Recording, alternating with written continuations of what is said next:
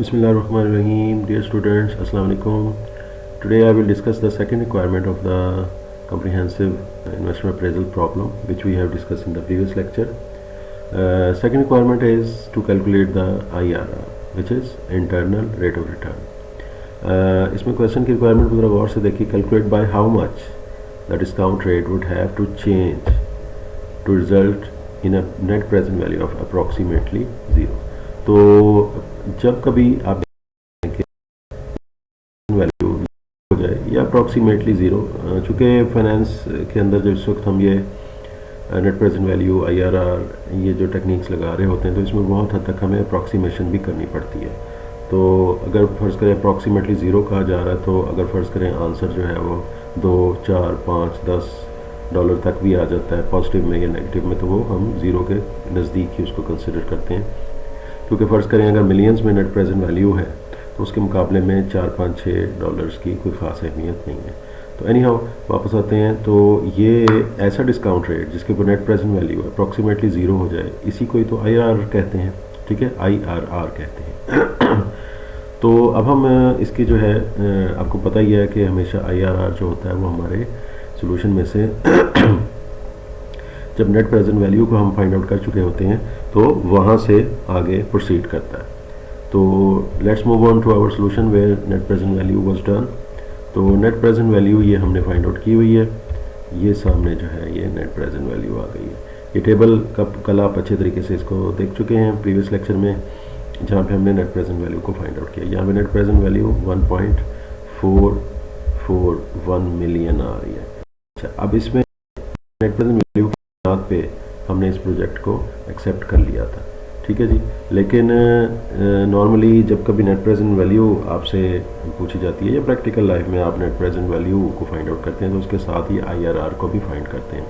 और ये दोनों जो मेथड्स होते हैं, दोनों टेक्निक्स जो होती हैं, ये एक ही डायरेक्शन में आंसर दे रही हैं. अगर नेट दे रही होती हैं, अगर नेट प्रेजेंट वैल्यू किसी प्रोजेक्ट को एक्सेप्ट करने का की सजेशन दे रहा होता है, तो IRR भी उसको एक्सेप्ट ही करने के बारे में कह रहा होता है. और इन द मीन इसी तरीके से इसके ऑपोजिट, अगर net present value technique no कह रही है तो IRR भी नो कह रहा होता है मोस्टली. तो अब हम देखते हैं कि ये नेट प्रेजेंट वैल्यू जो है बहुत बड़ी एक वैल्यू है. तो अब हम इसको जो है फाइंड आउट करना चाह रहे हैं कि एक ऐसा डिस्काउंट रेट जिसके ऊपर ये ज़ीरो के करीब करीब हो जाए. तो इट मीन्स के 15% है, तो हमें 15% से बहुत ज़्यादा आगे इसको देखना पड़ेगा. इसमें नॉर्मली दो टेक्निक्स होती हैं, दो से भी बल्कि ज़्यादा हैं. सबसे पहले जो किया जाता है वो एक छोटा मोटा जो है हमें ट्रायल एंड एरर एक मेथड इस्तेमाल किया जाता है. यानी as you know, as soon as discount rate increases the net present value decreases. तो 15% पे अगर हम देख रहे हैं 1.441 मिलियन नेट प्रेजेंट वैल्यू आ रही है, तो हमें एक बहुत बड़ी जंप करना पड़ेगी 15% से. लाइक हमें 30% के राउंड अबाउट कहीं हमें एक ऐसा डिस्काउंट रेट सेलेक्ट करें, तो वहाँ से हम इसको हमारी जो नेट प्रेजेंट वैल्यू है वो नेगेटिव में चली जाएगी. तो नॉर्मली क्या करते हैं, इस तरह ट्रायल एंड एरर करते करते दो ऐसे डिस्काउंट रेट्स हम फाइंड आउट कर लेते हैं कि मिसाल के तौर पे 28% पे जो है नेट प्रेजेंट वैल्यू माइनस में है और 26% पे जो है वो net present value positive pay है. ठीक है जी.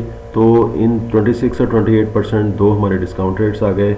इन्हीं दो के दरमियान में वो ज़ीरो वाला एरिया मौजूद है जहाँ पे नेट प्रेजेंट वैल्यू ज़ीरो हो जाएगी. तो उसकी फिर हम आगे इंटरपोलेशन कर लेते हैं. IRR के लिए इंटरपोलेशन सेपरेटली अगर आप देखना चाहते हैं तो मेरा एक लेक्चर मौजूद है, how to calculate IRR in the easiest way. तो आप वहाँ पे देख लें. वो जो मेथड है इंटरपोलेशन वाला बहुत इजी किस्म का, वो आप वहाँ पे आपको मिल जाएगा. अब यहाँ पे हम आगे बढ़ते हैं. सबसे पहले जैसे कि ट्रायल एंड एरर किया जाता है, ट्रायल एंड एरर के अंदर क्या होगा, उसमें यह है कि हम मुख्तलिफ डिस्काउंट रेट्स ट्राई करते हैं ताकि हमें पता चल जाए कि ऑल्दो यहाँ पे स्टूडेंट्स की जो है वो सहूलत की खातिर एक को जो है वो एक ख़ास मतलब 15% हमारा इनिशियल था, तो 15% से एक बड़ा जंप किया और 20% डिस्काउंट रेट ले लिया. तो 20% डिस्काउंट रेट की मदद से जो है वही नेट प्रेजेंट वैल्यू वाला काम जो है हम थोड़ी देर करके हैं. ठीक है, वो अब हम इधर कर रहे हैं. तो ये देखिएगा 20% की मदद से जो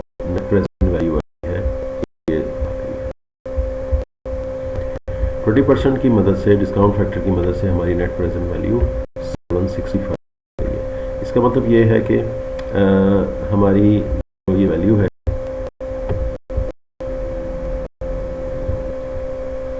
नेट प्रेजेंट वैल्यू की जो ये जो वैल्यू है 765, ये जो है कहाँ पे 1.4 मिलियन एक वैल्यू थी, तो ये 765 यानी कि ये ज़ीरो के नज़दीक पहुंच रही है।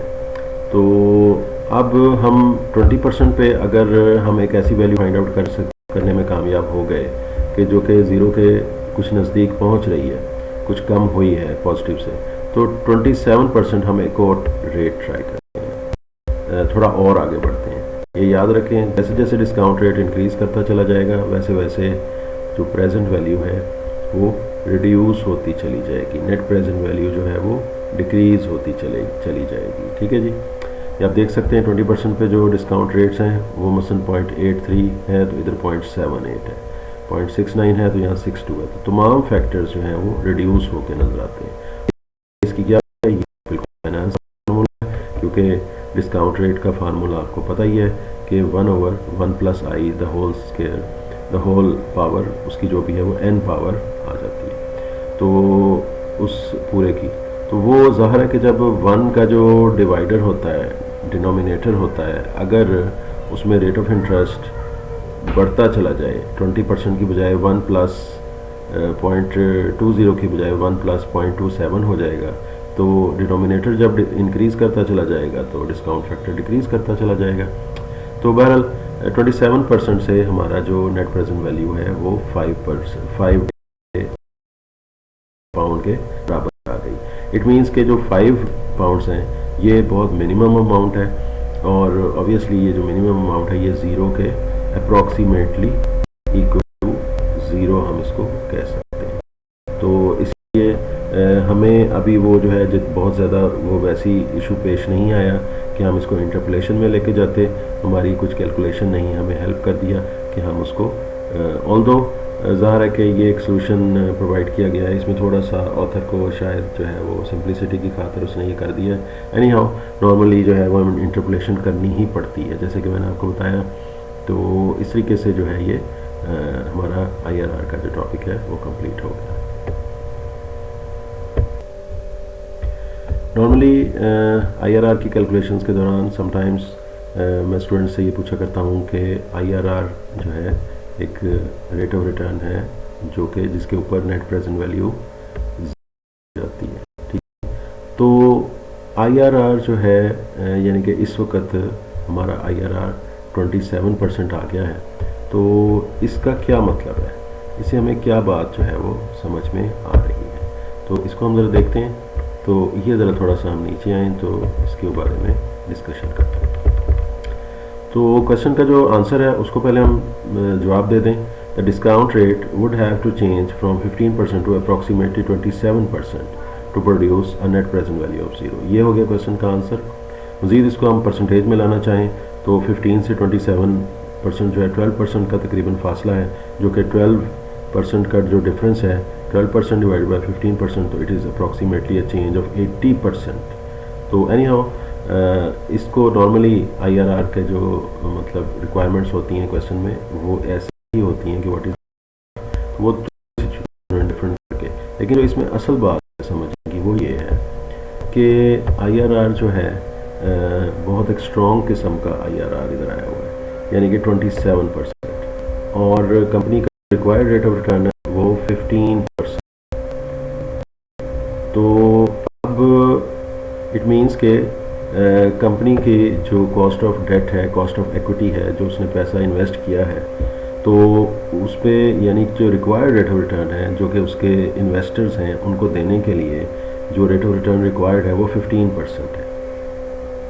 यानी जो हमारे इन्वेस्टर्स हैं in the form of equity और द डेट फाइनेंसर्स, उनकी जो उन्होंने रकम इन्वेस्ट की है उस पर जो हमने रिटर्न देना है वो हमें रिक्वायर्ड जो है वो 15% है। तो ये जो प्रोजेक्ट है ये हमें क्या दे रहा है, ये हमें 27% दे रहा है।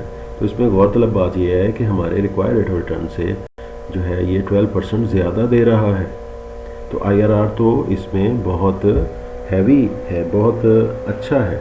तो IRR जो है रिक्वायर्ड रेट ऑफ रिटर्न से ज़्यादा हो, you all know, project should be accepted.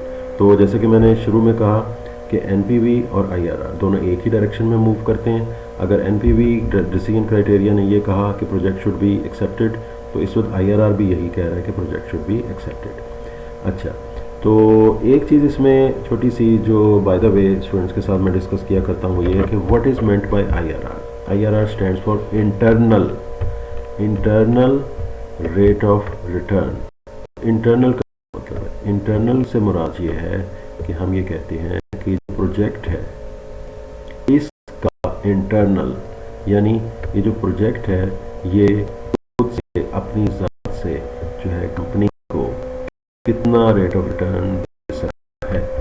तो यहाँ पे वर्ड इंटरनल का ये मतलब है, इंटरनल से मुराद प्रोजेक्ट का अपना ज़ाती इंटरनल, ठीक है, प्रोजेक्ट जो खुद रेट ऑफ रिटर्न देगा, that is called internal rate of return. ठीक है जी, तो ये ऐसे ही है, ट्रेडिशनली यही टर्म चल रही है और इससे मीनिंग यही होता है।